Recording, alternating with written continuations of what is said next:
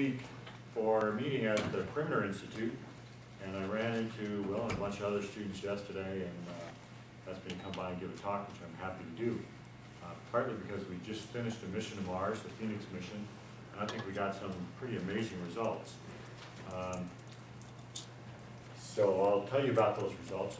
I don't know where Will got that biography. Did you get that off the web or something? It was on the NASA website. I gotta fix Is it that. a bit updated? No, it's just kind of skewed.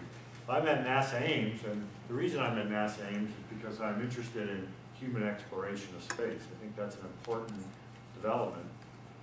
And my contribution, or my attempted contribution to it, is in the science area.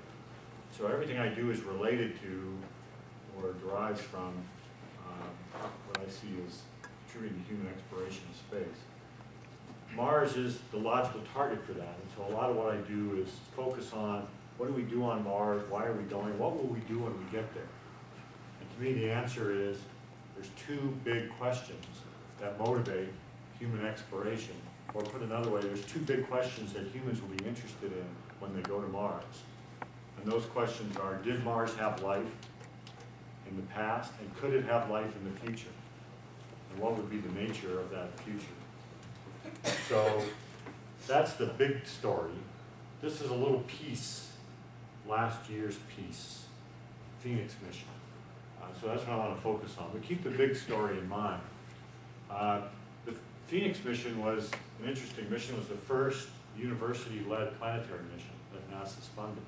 And it was led by the University of Arizona. Peter Smith was the PI, and I was one of many science co-authors on the team.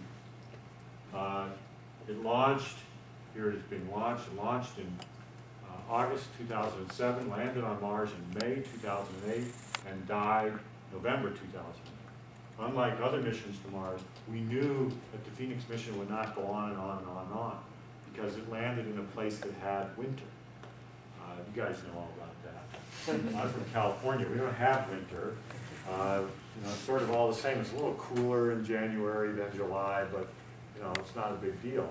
Most of the missions to Mars have landed in the equatorial region, so they can easily survive the winter, but not Phoenix, as you'll see. Here's Phoenix being assembled at Lockheed Martin. You get a sense of the size of the spacecraft by looking. These are normal-sized people. They may not be as big as me, but they're normal size. And so you see these solar panels about 2 meters in diameter. It's a big spacecraft. I point out this aluminum foil-like thing here. That's the arm, sterilized arm inside a biobarrier. It's the only part of the spacecraft that was sterilized. Most people don't realize that we no longer sterilize spacecraft to Mars. We stopped after Viking. So Pathfinder wasn't sterilized, Beagle 2 wasn't sterilized, Mars Polar Lander wasn't sterilized, the rovers weren't sterilized, and Phoenix wasn't sterilized except the arm. And it was sterilized because it was going to dig down to ice. And we could have a whole other discussion about should we be sterilizing spacecraft to Mars, and what is happening to the estimated 100,000 bacteria that were on the spacecraft when it landed on Mars. Shouldn't they just freeze to death? They would freeze, but you can't freeze a bacteria to death. You can freeze your roommate to death, but not if it's bacteria. You can take bacteria and put them in liquid nitrogen, warm them back up, and they're just happy and ready to go again. They will go dormant, but they won't die. Ones exposed on the surface will be killed by ultraviolet light, but any organisms inside the spacecraft will still be alive today, and I estimate they'll be alive for about 100,000 years. Eventually they'll be killed by cosmic radiation when the dose becomes equivalent to about 2 megarads. So they're not doing anything, but they're not dead either. They're not dying. They're not living, but they're not dying. They're just waiting. They're waiting for us to terraform the planet. But that's not tonight's topic. Phoenix had on it camera, a thermal evolved gas analyzer, basically an oven and a nose. Heated up a sample to high temperature. A Canadian instrument, a LiDAR, that was managed out of York University, actually, the atmospheric science group there, built by, funded by CSA. It's basically a green laser pointer pointing in the sky looking at reflected light, plus a meteorological instrument, and the wet chemistry cell.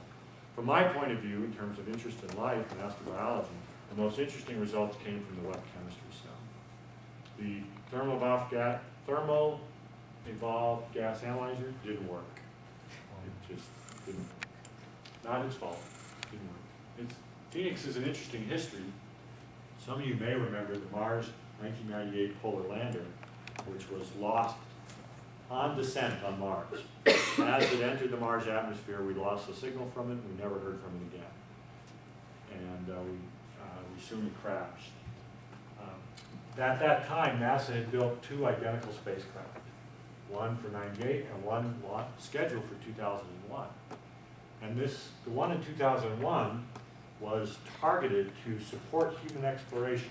It was a precursor to human exploration. It was going to do things like produce oxygen and do various other things relevant to human exploration. And I was involved in the high-level planning for 2001 because of my interest in human exploration.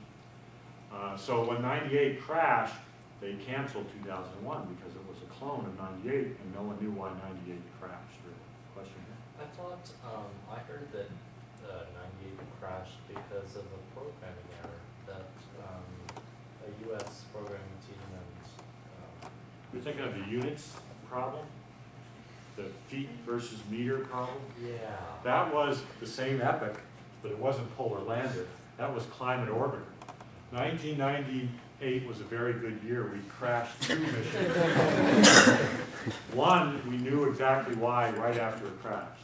Lockheed Martin was using one set of units, and JPL was using another set of units. One was using metric, and the other was using English units. So that was a units conversion error. But that was the polar orbiter. We think we know why polar lander crashed now. We saw the ghost of it on Phoenix. As Phoenix was coming down, so that's why it's called Phoenix, because it's the rebuilt. In 2001, I and some other people went and started a program to rehabilitate this lander and get it going again. And Phoenix was the result of that. And we think we understood why the lander crashed. As Phoenix was coming down, or polar lander was coming down, there's a point where it deploys its legs. The legs are stowed during flight and they pop out. And when they pop out, there's acceleration pulses, you know, bump, bump, bump. And those bumps were enough to make the computer think it had hit the ground. And so if it hits the ground, you want to turn the engine on.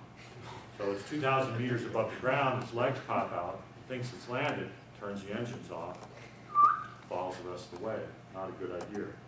They thought of perhaps doing drop tests on Earth first. It's very hard to do because on Earth the gravity is different.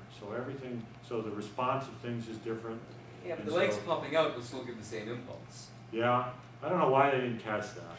But on Phoenix, they changed the software, and they saw the pulses of it coming out, and they knew that looking backwards, that would have turned off the motors in the previous mission. So it landed successfully.